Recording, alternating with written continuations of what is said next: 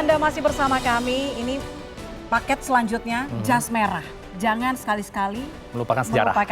Betul. Yogyakarta sebagai ibu kota negara sejak 5 bulan setelah Indonesia merdeka telah tercatat dalam sejarah mempertahankan Indonesia. Ya, namun di balik itu belum banyak orang yang tahu tentang eksistensi Istana Kepresidenan sementara dan juga proklamasi kedua Republik Indonesia.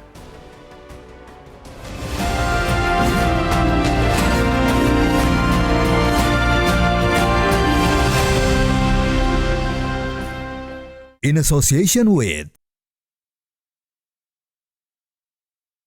Sejarah Indonesia mencatat, Yogyakarta pernah menjadi ibu kota negara selama 3 tahun mulai 1946 hingga 1949. Pasalnya setelah kemerdekaan Indonesia 17 Agustus 1945, stabilitas keamanan di Jakarta tidak menentu. Dan bahkan muncul teror pembunuhan kepada para tokoh bangsa termasuk Bung Karno dan Bung Hatta. Tawaran pindah ibu kota dari Sri Sultan Hamengkubuwono ke-9 pada 2 Januari 1946 dijawab cepat Bung Karno dan Bung Hatta dengan membawa sebagian besar kabinet ke Yogyakarta esok harinya jam 6 sore dengan menaiki kereta api luar biasa secara rahasia ke Yogyakarta. Satu peristiwa yang luar biasa, kita bisa membayangkan betapa dalam waktu yang singkat tergesa-gesanya mereka memutuskan berangkat. Ya, berangkat kita sekarang. Rombongan tiba di stasiun Tugu Yogyakarta 4 Januari jam 6 pagi dan diterima Sri Sultan Hamengkubuwono ke-9, Sri Paduka Pakualam ke-8 dan Jenderal Sudirman. Pihak stasiun Tugu masih menyimpan kursi yang diduduki Bung Karno ketika tiba di Yogyakarta saat itu. Rombongan diarak ke Istana Kepresidenan Gedung Agung, namun mereka belum tinggal dan berkantor di situ. Mereka dibawa ke tempat lain untuk sementara waktu. Banyak orang belum tahu bahwa ketika Yogyakarta menjadi ibu kota negara, Kadipaten Pakualaman pernah menjadi Istana Kepresidenan sementara. Ini dilakukan karena Istana Presiden Gedung Agung belum siap digunakan. Bung Karno dan Bung Hatta tinggal di sisi barat Kadipaten Pakualaman yang hingga kini tidak pernah berubah penataan ruangnya. Kamarnya ada di, kalau ini kamar untuk penerimaan tamu, ruang tamunya. Kamarnya Bung Karno ada di sebelah kiri ini pintunya, dan Bung Hatta ada di sebelah kanan ini pintunya. Rombongan kepresidenan ini berjumlah belasan orang yang terdiri dari presiden, wapres, dan staf kepresidenan. Ruangan ini, hall ini namanya Parangkarso.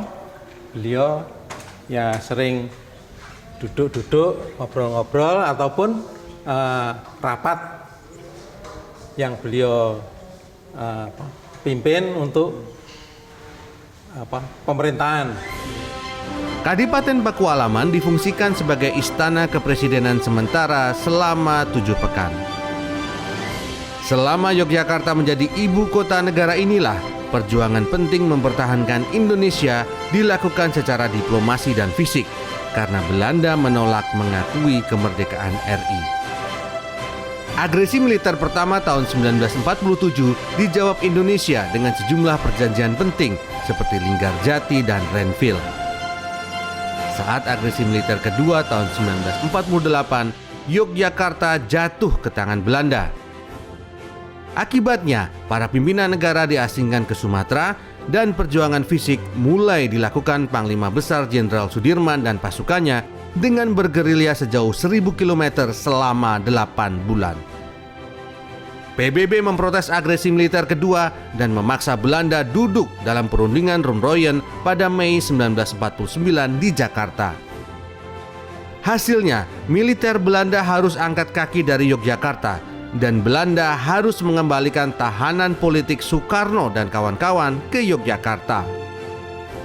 Namun, ketika Belanda angkat kaki dari Yogyakarta akhir Juni, Bung Karno dan kawan-kawan belum kembali ke Yogyakarta sehingga ada kekosongan kekuasaan. Pada waktu itu melalui surat Soekarno itu memberi kekuasaan penuh kepada Menteri Pertahanan dan Keamanan pada waktu itu adalah Sri Sultan Hamengkubuwono ke-9 untuk mengendalikan ibu kota selama beliau belum kembali ke Yogyakarta.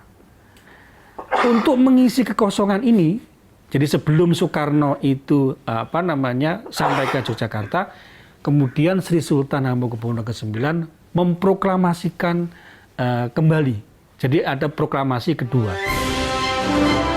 Proklamasi kedua ini isinya adalah bahwa kekuasaan pemerintah Republik, baik sipil maupun militer di daerah istimewa Yogyakarta, dipegang dan dijalankan oleh Menteri Negara Koordinator Keamanan, yaitu Sri Sultan Hamengkubuwono ke-9, hingga Bung Karno dan Bung Hatta kembali ke Yogyakarta. Konferensi Meja Bundar pada Agustus 1949 menandai pengakuan Belanda atas Indonesia sebagai Republik Indonesia Serikat. Soekarno akhirnya dinobatkan sebagai Presiden Indonesia Serikat di Keraton Yogyakarta pada 17 Desember 1949. Presiden Soekarno kembali ke Jakarta pada 27 Desember 1949 yang menandai pula berakhirnya Yogyakarta sebagai ibu kota negara. Hendrawan Setiawan, Daniel Yuwantoro, Yogyakarta.